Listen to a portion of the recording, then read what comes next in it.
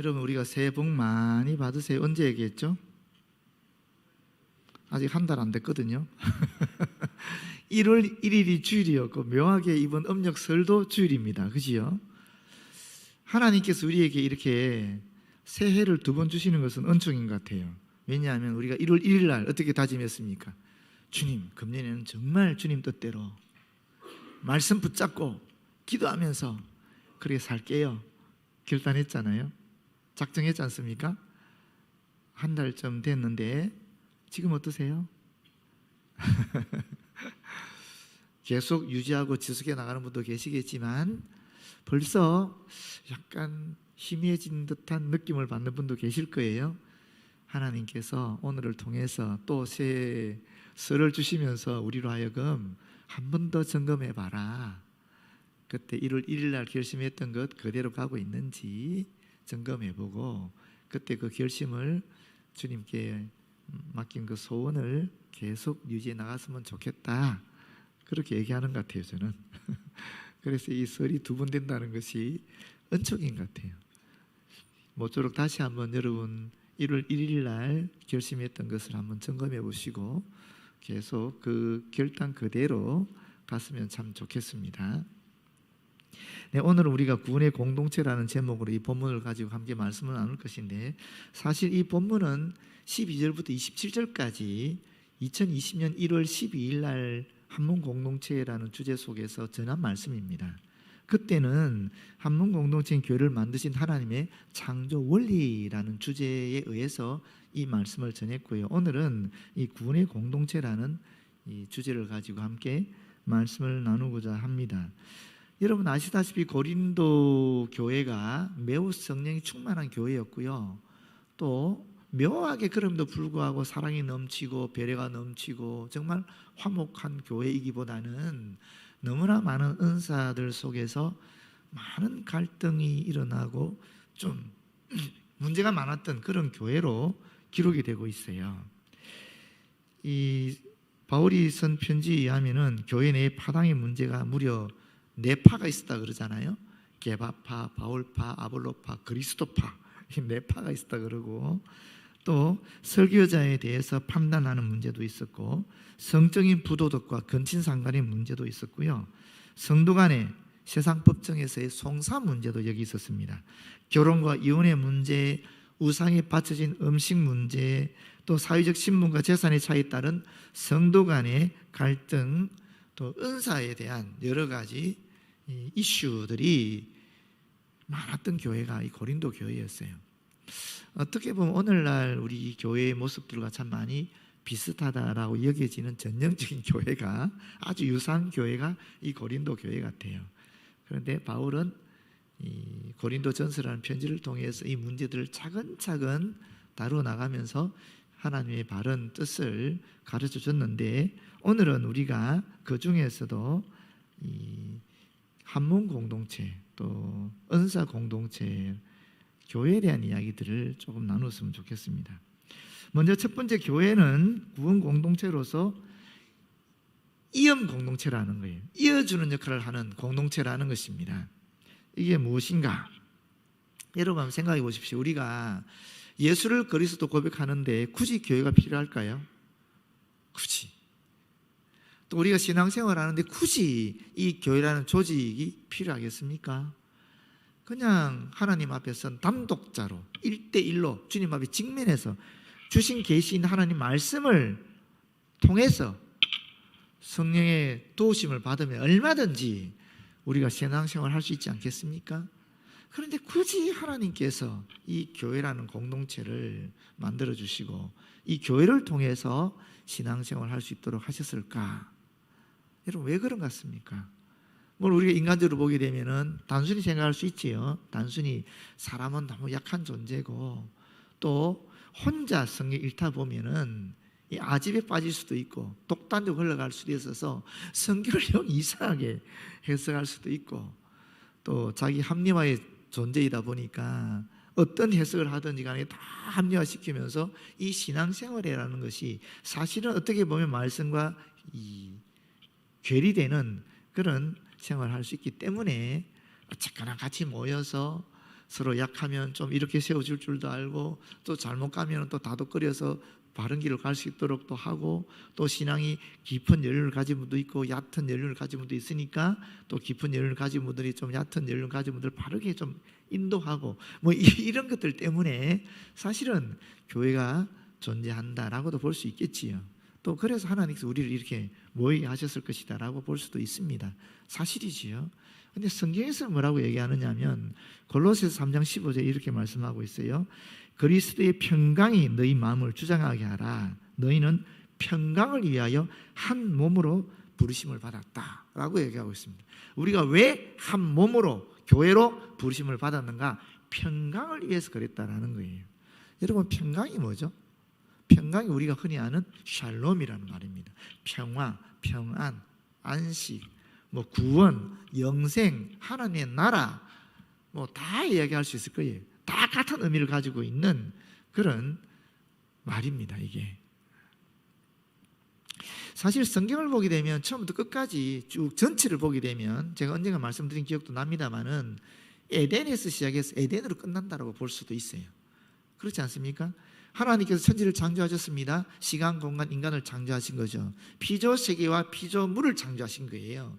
그러면서 피조세계와 피조물을 다스릴 수 있는 그런 권한을 인간을 창조해서 주셨어요. 위임하신 거죠. 그런데 그 인간은 어떻게 창조했습니까? 인간은 남자와 여자로 창조했어요.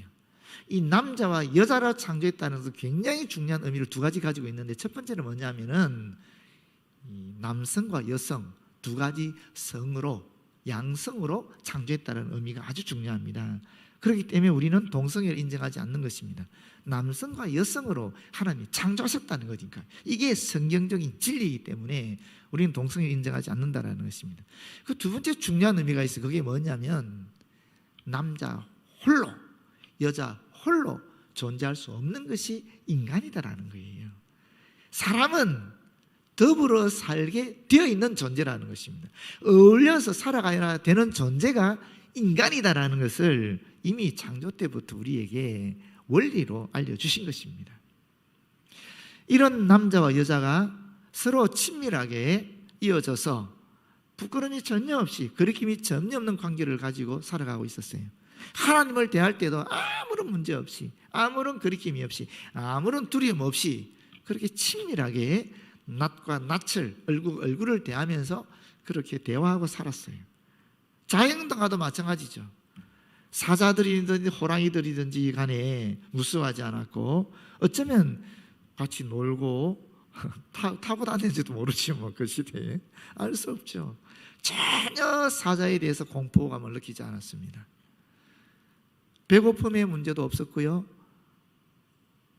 또 먹고 사는 문제뿐 아니라 뭐 의복의 문제도 전혀 없었지요. 물질의 관계에 있어서 아무런, 자연과의 관계에 있어서 아무런 거리낌이 없는 그런 친밀한 관계를 가지고 있었지요. 그런데 죄가 들어오게 되면서 하나님과 이어졌던 관계가 끊어져 버리는 거예요. 그래서 하나님이, 그 친밀하고 그 좋은 하나님이 무서운 분이 되어버린 거예요. 사람과의 관계도 이어져서 아주 친밀했는데 이것도 끊어져 버린 겁니다. 서로 책임 전가하고 서로 비방하고 서로 욕하는 그런 관계가 되어버린 것입니다. 자연과도 마찬가지죠. 사자는 무서운 존재가 되었고 공포감을 조성하는 존재가 되어버렸고, 또 식물조차도 이제 인간이 땀을 흘려야만이 비로소 먹을 수 있는 그런 것을 내는 존재가 되어버린 것입니다. 완전히 관계가 깨어져 버린 것입니다. 그 이어졌던 관계들이. 이것이 에덴으로부터 추락한, 에덴으로부터 추방된 인간의 역사이지요. 이런 인간들을 어여삐 여기셔서, 불쌍히 여기셔서 하나님께서 다시 그들과 이어지기 위해, 깨어졌던 모든 관계들을 다시 잇기 위해서 주신 것이 하나님의 은총의 도구인 율법이었어요. 사실 율법은 하나님께서 너희를 사랑한다, 너희도 서로 사랑해라, 자연도 서로 함께하는 존재로 더불어 사랑해라 하는 것이 담겨있는 은총의 선물이었습니다. 그런데 인간은 어떻게 했느냐면 그 율법에다가 자신들의 생각을, 잘못된 해석들을 덧붙이기 시작하면서 이 율법의 본질적인 하나님의 은총이 사라지고 오히려 인간을 얽매게 되는, 인간을 구속하는 전통과 관습으로 오히려 인간을 힘들게 하는 그런 도구가 되어버린 것입니다. 그래서 결국 하나님께서 하나밖에 없는 아들을 보내신 거예요. 그러면서 잘못된 율법의 내용들을 인간으로 의해서 왜곡된 그런 것들을 다 제거하게 하시고 율법의 본질적인 하나님의 사랑을, 은총을 드러내게 하셨습니다. 그게 율법의 완성이라는 예수님의 사역의 내용입니다.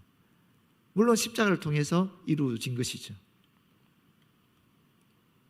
예수 그리스도에 인해서 우리는 비로소 다시 그 십자가를 통해 끊어졌던 하나님의 관계가 이어졌습니다. 사람과 사람의 관계도 마찬가지입니다. 다시 이어질 수 있는 가능성이 열렸습니다. 왜냐? 하나님의 십자가, 예수 그리스도의 십자가의 보혈을 생각하게 되면 우리 마음속에서 감동이 일어날 수 없고 감격이 일어날 수밖에 없거든요. 하나님은 나를 위해 이와 같은 사랑을 베푸셨는데 내 옆에 있는 사람이 나한테 잘못한다 할지라도 얼마든지 나는 그를 용서해 줄 수 있지 않겠느냐. 1만 달란트 빚을 졌는데, 이것을 탕감받았는데 내가 1달란트 빚진 내 친구의 잘못을 내가 용서해 줄 수 없겠나? 얼마든 용서해 줄 수 있지 하는 그 가능성, 그래서 끊어졌던 관계가 다시 이어질 수 있게 된 것입니다. 물질도 마찬가지였죠. 물질도 마찬가지죠. 그리스도의 사랑 때문에 내가 영원한 생명을 얻다 보니, 구원을 받다 보니까 하나님이신 모든 것이 다 소중하고 귀하고 감사거리가 되는 것입니다. 많든 적든 상관이 없이 많으면 많은 대로, 적으면 적은 대로 비교하지 않고 그저 자족하면서 하나님께 감사할 수밖에 없게 되니까 이게 자연스럽게 물질의 관계가 회복이 되는 것이고, 동시에 하나님 창조하신 모든 피조 세계 속에서 하나님의 빛으로, 그리스도의 빛으로 이것을 보게 되니까 전부 나에게 베푸신 은총들인 거예요. 다 선물들인 거예요. 빛도 선물이고 비도 선물이고 어둠도 선물이고, 그렇지 않습니까? 모든 것이 하나님의 선물인 거예요. 합력하여 선을 이루게 하는 나에게 주신 은총들이 되는 것입니다. 그래서 자연의 관계도 다시 이어지게 되는 것입니다. 이것이 평강이에요. 계시록에서 이것을 새하늘과 새 땅이라 그럽니다. 거기서 완성이 되겠지요. 그러나 예수 그리스도를 믿음으로 말미암아 이런 것들이 우리 안에서, 우리 가운데에 일어나게 되는 것입니다. 이게 평강이라는 것입니다. 그래서 요한복음 14장 27절 주님이 이렇게 말씀하시죠. 나의 평안을 너희에게 주노라. 내가 너희에게 주는 것은 세상이 주는 것과 같지 아니하니라. 너희는 마음에 근심도 말고 두려워하지도 말라. 왜 우리가 근심합니까? 근심하는, 염려하는, 걱정하는 가장 큰 이유가 어디 있습니까? 여러분 어디 있다고 생각하십니까? 왜 우리가 두려워하죠? 두려움의 근원적인 원인이 어디 있습니까? 이유가 어디 있습니까? 한번 잘 생각해 보십시오. 보시면 이어지는 것이 끊어질 때 우리는 불안과 또 동시에 두려움을 느끼게 됩니다. 시간이 오늘에서 내일로 가야 되는데 오늘에서 끊겨버리는 거예요. 그게 죽음이죠. 그렇지 않습니까? 그때 우리는 엄청난 공포와 불안을 느끼는 것입니다. 그렇지 않나요? 내가 지금 살고 있는 이 장소가, 이 공간이 계속 이어져야 되는데 끊어져 버리는 거예요. 거기서 우리는 불안함을 느끼는 겁니다. 사람도 마찬가지죠. 오늘뿐 아니라 내일도 관계가 유지되어야 되는데 그게 끊어져 버리는 거예요. 시간 속에서 공간 속에 끊어질 때 우리는 불안과 초조와 또 두려움을 느끼게 된다는 것입니다. 하나님이 주시는, 그리스도를 통해 주시는 평안은 뭐냐? 다시는 불안이 없다라는 거예요. 다시는 공포가 없다라는 것입니다. 왜 그렇습니까? 이어지니까. 영원토록 이어지니까. 하나님의 나라에서 영원토록 시간이 이어지고 공간이 이어지고 관계가, 사람과의 관계가 이어지는 것입니다. 자연과의 관계가 이어지는 것입니다. 거기에 우리는 불안으로부터, 공포로부터 벗어나게 되는 평화를 누리게 된다는 것입니다. 이를 위해 하나님께서 공동체를 세워주셨고, 이 공동체에서 그 하늘나라를 미리 맛보는 훈련과 연습을 하고 성숙해지는 것입니다. 그렇게 할 때 우리는 오늘 찬양한 것처럼 하늘나라 가서도 이어지고 연결되고 영원토록 지속할 수 있게 된다는 것입니다. 구원은 이어짐으로 이루어지는 것이죠. 하나님과 이어짐으로, 사람들과 이어짐으로, 하나님이 창조하신 이 아름다운 자연과 이어짐으로 이루어지는 것입니다. 그게 진정한 평화와 안식이 우리에게 주어지는 것입니다. 예수 그리스도를 통해서 성령의 역사로, 하나님의 은총으로 그렇게 되어지는 것입니다. 두 번째, 교회는 많은 지체를 가지고 있습니다. 그렇지 않습니까? 이 12절에서 14절에 보게 되면, 13절에 보게 되면 많은 지체가 있는 이 교회가 하나다라고 얘기하고 있습니다. 그 하나의 근거가 뭔가? 성령으로 하나가 되었다고 얘기하고 있습니다. 보십시오. 몸은 하나인데 많은 지체가 있고 몸의 지체는 많으나 한 몸인 것 같이 그리스도도 그러하니라. 우리가 유대인이나 헬라인이나 종이나 자유인이나 다 한 성령으로 세례를 받아 한 몸이 되었고 또 다 한 성령을 마시게 하셨느니라. 우리가 서로 다양한 색깔과 다양한 문화와 다양한 얼굴과 다양한 생각을 가지고 이곳에 있습니다. 하나의 교회 안에, 대덕 한빛 교회 안에 다 같이 있는 것입니다. 다 다르지요. 비록 예수를 그리스도로 고백한다 하지만 다 다르지 않습니까? 어떻게 우리가 하나가 될 수 있는가? 오늘 13절은 분명하게 얘기합니다. 한 성령으로 세례를 받아 하나가 되는 것이고 또 한 성령으로 마신다라고 얘기하고 있어요. 여기서 한 성령으로 세례를 받아 한 몸이 되었다라는 것은 단 한 번 일어나는 과거 사건을 얘기하는 것입니다. 동사가 그걸 의미하고 있어요. 뒤에 한 성령을 마시게 하셨다라는 것은 이것은 계속 유지되는 것을, 지속적으로 계속되어지는 것을 의미하는 동사를 쓰고 있어요. 쉽게 얘기하면은 앞에 나오는 한 성령으로 세례를 받았다라는 소리는 한 번 예수를 그리스도로 고백하는 그 사건을 얘기하는 것입니다. 반면에 성령을 마시게 하셨다라는 것은 계속적으로 예수 그리스도의 몸, 예수 그리스도의 피를 마시는, 먹고 마시는 성찬을 의미하는 것인데, 더 쉽게 말하면은 그리스도와 함께 살아가는, 그리스도를 쫓아 살아가는 우리의 생활을 얘기하는 것입니다. 그렇다면 여러분, 세례는 구체적으로 뭐죠? 세례는 내가 마음으로 예수를 그리스도 믿습니다. 이 믿음을 하나님과 또 교회 공동체 앞에, 회중들 앞에 내가 표시하는 것입니다. 그게 세례입니다. 예수를 그리스도로 믿는다는 이 신앙의 고백을 내가 드러내는 것이 바로 세례입니다. 그렇기 때문에 이 13절이 의미하는 것은 우리가 성령으로 말미암아, 고린도 12장 3절 하반절 나오잖아요. 하나님 영이 아니고는 예수를 그리스도로 할 수가 없다라고 했으니까 우리가 성령의 역사로 예수를 그리스도로 고백하는 그 믿음이 세례지요.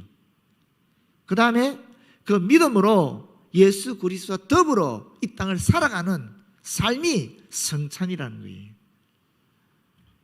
결국은 우리가 비록 다양한 문화와 다양한 또 생각과 또 다양한 신앙의 색깔을 가지고 있지만 하나가 될 수 있는 것은, 그 근거는 어디 있는가?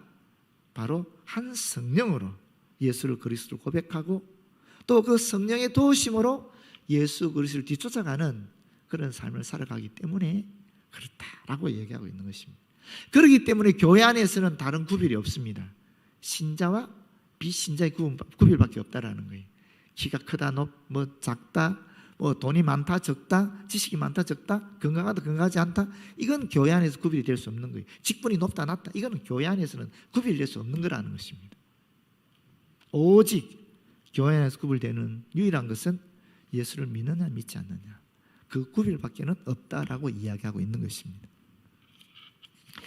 그리고 두 번째는 뭐라고 얘기하고 있느냐면 14절에서 20절까지 보시게 되면 이 지체들이 아주 다양하다라고 얘기하고 있습니다. 많다라고 얘기하고 있습니다.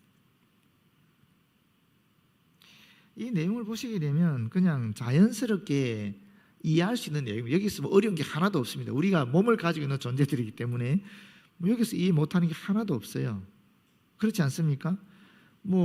발이 이르되 나는 손이 아니니 몸에 붙지 아니하겠다 할지라도 이로써 몸에 붙지 아니한 것이 아니다. 당연하잖아요. 발이 손이 아니라고 말하는 것은 옳지만, 그러나 그렇다고 해서 몸에 속하지 않은 것은 아니잖아요. 그런 이야기들이, 이게 너무나 쉬운 얘기인데, 근데 여기서 하고 싶은 얘기가 뭐냐면, 몸이 보는 것, 듣는 것, 냄새 맡는 것, 이런 다양한 지체들을 몸은 가지고 있는데, 이 지체들을 누가 만드셨느냐 하는 거예요. 그게 18절 말씀이죠. 하나님이 그 원하시는 대로 지체를 각각 몸에 두셨다라는 거예요. 하나님께서 당신이 원하시는 대로 손, 발, 눈, 코, 입을 다 우리 몸에 주셨다라는 거예요. 교회로 이야기하면은 어떤 분은 머리 역할을 하는 분이 있을 것이고, 어떤 분은 또 손의 역할을 하는 분들이 있을 것이고, 어떤 분은 듣는 걸 즐겨하는 분이 있을 것이고, 어떤 분은 말을 하는 것을 즐겨하는 분이 있을 거예요. 성격이나 기질이 그렇게 돼 있다라는 거예요. 누가 창조했다고요? 하나님이 그렇게 만드셨다라는 거예요. 하나님이 그렇게 만드셨기 때문에 그렇다라는 겁니다. 그런데 서로 내가 이것을 하니까 저것을 하는 사람을 비판하거나 비난할 수 없다라는 것입니다. 그렇게 되면 어떻게 됩니까? 하나님을 비방하고 비판하는 게 되기 때문에 그렇다라는 거예요. 하나님이 우리에게 가장 적합하게 머리 쓰기를 좋아하는 사람은 머리 쓰는 거로, 몸 쓰기를 좋아하는 사람은 몸 쓰는 거로, 말하기를 좋아하는 사람은 말하는 거로, 듣기를 좋아하는 사람은 듣는 경청하는 것으로, 그렇게 하나님 뜻을 이루도록, 평강을 이루도록 만드셨다라는 거예요. 그렇게 적재적소에 배치하셨다라는 것입니다. 그게 중요한 것입니다. 세 번째 내용은 뭐냐면, 약한 지체가 더 필요하다, 더 요긴하다는 이야기를 21절에서 26절까지 하고 있습니다. 여기 보시면 22절이죠. 더 약하게 보이는 보잘것없는 몸의 지체가 도리어 요긴하다, 더 필요하다. 덜 귀히 여기는 지체들을 더욱 귀한 것으로 입혀주신다. 누가? 하나님께서. 아름답지 못한 보기 흉한 지체는 더욱 아름다운 것을 얻는다. 누가? 하나님께서 그렇게 하심으로. 스스로 전혀 아름답지 못하지만 더욱 아름다운 것을 얻음으로 인해서, 하나님이 주심으로 인해서 결과적으로는 본래 모습과 다르게 더욱 아름다워진다 하는 이야기입니다. 왜냐하면 24절이죠. 우리 아름다운 지체는 그럴 필요가 없느니라. 아름다운 지체는 그 자체로 아름답기 때문에 굳이 하나님이 더 덧붙여서 아름답게 할 필요가 없다라는 거예요. 아름답게 만들어진 거는 아름다운 그 자체로 아름다우니까. 그런데 아름답지 않은 보기 흉한 지체들은 하나님께서 아름다운 것을 덧입혀 주심으로 말미암아 그것도 아름답게 주신다라는 거예요. 그럼 아름다운 것은 원래 아름다운 것이고, 보기 흉한 것은 하나님이 아름답게 해 주심으로 말미암아 아름답게 되니까 결국에는 다 아름다운 것이 되는 거죠. 그렇지 않습니까? 그래서 오직 하나님의 몸을 고르게 하여 부족한 지체에 귀정함을 더하사 몸 가운데 분쟁이었고 여러 지체가 서로 돌보게 하셨다라고 얘기하고 있는 것입니다. 몸의 비유는 사실 그리스 로마 시대에는 아주 흔한 것이었습니다. 플라톤이 이런 얘기를 하거든요. 플라톤이 직접 한 얘기인데 이렇게 말하고 있습니다. 머리가 신체에서 가장 신성한 부분이기에 신체의 다른 부분을 지배하는 것은 당연하고, 몸은 머리가 땅에 떨어져 굴러다니지 않도록 안전하게 나르는 운반 기제일 뿐이다. 운반 도구일 뿐이다. 플라톤이 한 얘기인데, 그러면 이걸 사회적으로 보십시오. 머리는 누구겠어요? 로마 제국에서 머리는 황제지요. 그럼 다른 몸의 지체들은 황제 밑에 있는 백성들이 될 수 있지 않겠습니까? 그럼 머리는 중요하고 이 다른 몸의 지체들은 머리를 운반하는 도구에 지나지 않으니까 결국에는 황제에게 절대 순복해야 되는 그런 이데올로기가 형성이 되는 거예요.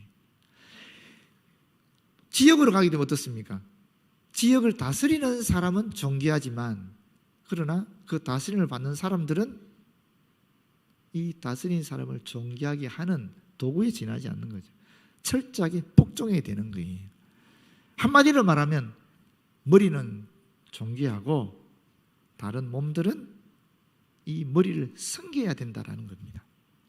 그런데 지금 바울은 전혀 다른 얘기를 하고 있는 거예요. 누가 존귀하다 그랬습니까? 약한 자가 존귀하고 강한 자는 약한 자를 섬겨야 된다라고 얘기하고 있는 거예요. 이건 혁명적인 이야기입니다. 그 당시로서는. 지금 우리 시대로서는 뭐 체감이 안 되는 내용입니다. 이 당시로서는 있을 수 없는 혁명적인 얘기를 하고 있는 것입니다. 교회는 그러하다는 것입니다. 교회는 약한 자가 존귀하게 되는 것이 교회라는 것입니다. 내가 강하다 생각하면 어떻게 됩니까? 선주로 생각한 자는 넘어진다라는 거예요. 그게 교회라는 거예요. 사실 우리 교회가 어떻게 칭송을 받지요?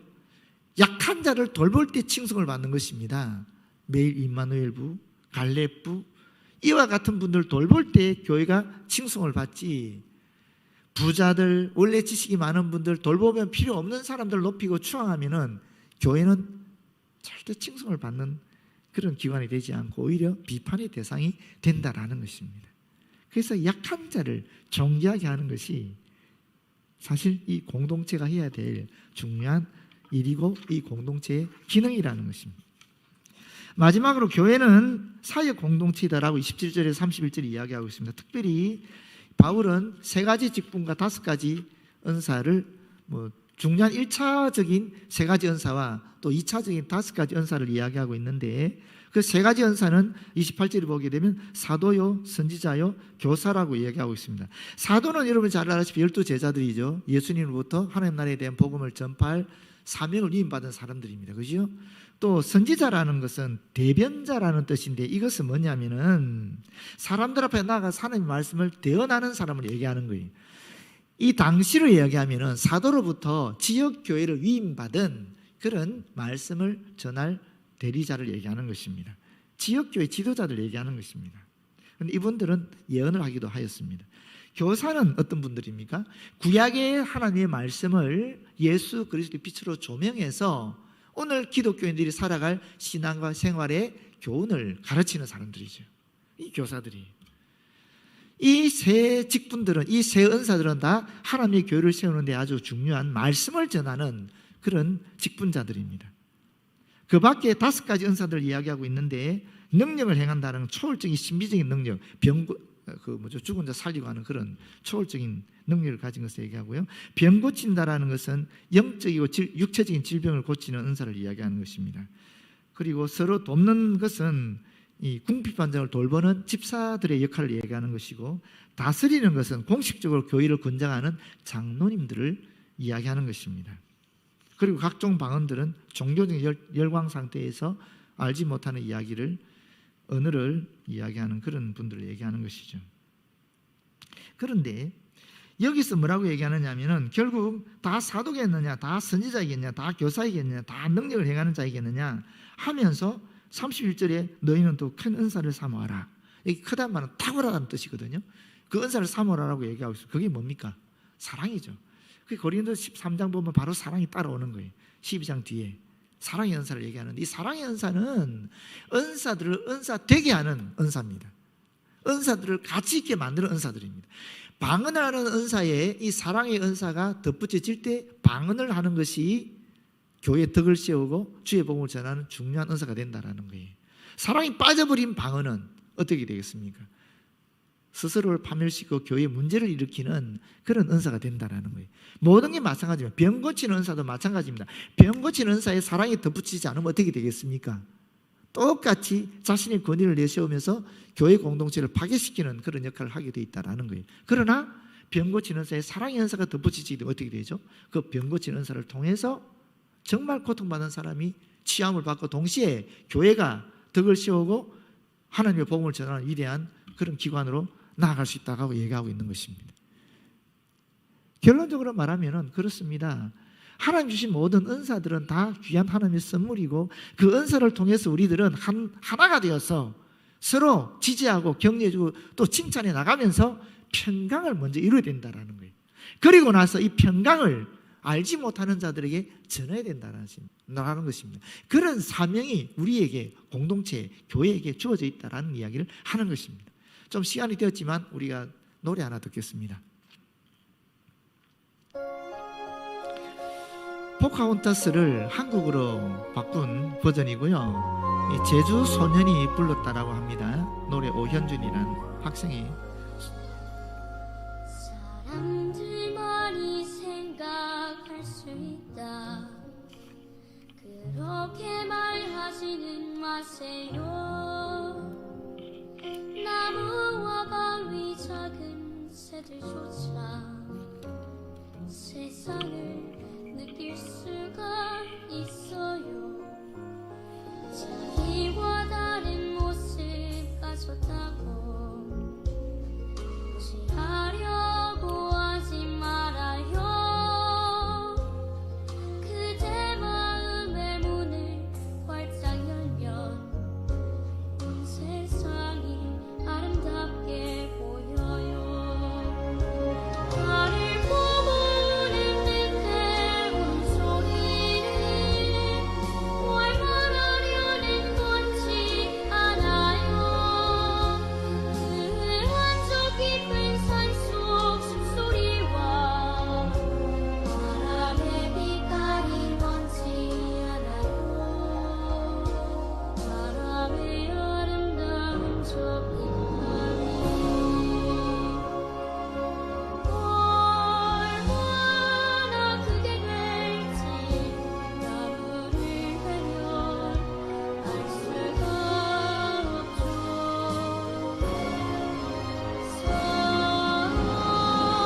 서는 띠고 색을 지렸다 해도 그것은 중요한 게 아니죠. 바람이 보여주는 빛을 볼 수 있는 바로 그런 눈이 필요한 거죠. 아름다운 빛의 세상을 함께 본다면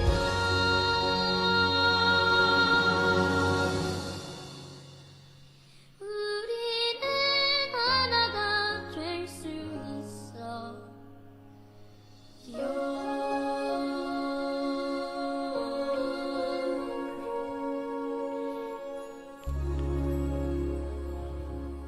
그리스도 완전 충만 일체은혜 감사합니다. 그리스도로 우리가 완전히 충만하게 되면 이 피조 세계 속에서 하나님을 발견할 수 있습니다. 정말 자연의 아름다운 하나님의 창조성을 거기서 우리는 알아차릴 수 있습니다.